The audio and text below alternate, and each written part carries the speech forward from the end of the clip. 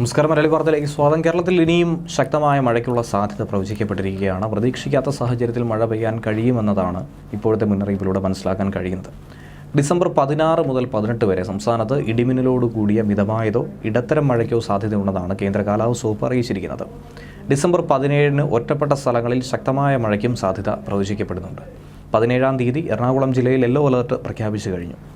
കേരള തീരത്ത് ഇന്ന് രാത്രി 11:30 വരെ 1 മീറ്റർ മുതൽ 1.5 മീറ്റർ വരെ ഉയർന്ന തിരമാലയ്ക്കും കടലാക്രമണത്തിനും സാധ്യതയുണ്ടെന്നാണ് ദേശീയ സമുദ്രസ്ഥിതി പഠന ഗവേഷണ കേന്ദ്രം അറിയിച്ചിരിക്കുന്നത്.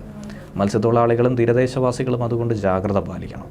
കേരള, കർണാടക, ലക്ഷദ്വീപ് തീരങ്ങളിൽ മത്സ്യബന്ധനത്തിന് തടസ്സമൊന്നും തന്നെ ഏർപ്പെടുത്തിയിട്ടില്ല. എന്നാൽ 15 മുതൽ 17 വരെയുള്ള കന്യാകുമാരി തീരം, അതിനോട് ചേർന്നുള്ള മാലിദ്വീപ് പ്രദേശം എന്നിവിടങ്ങളിൽ മണിക്കൂറിൽ 40 മുതൽ 45 കിലോമീറ്റർ വരെയും ചില അവസരങ്ങളിൽ 55 കിലോമീറ്റർ വരെയും വേഗതയിൽ ശക്തമായ കാറ്റിനും മോശം കാലാവസ്ഥയ്ക്കും സാധ്യതയുണ്ട്.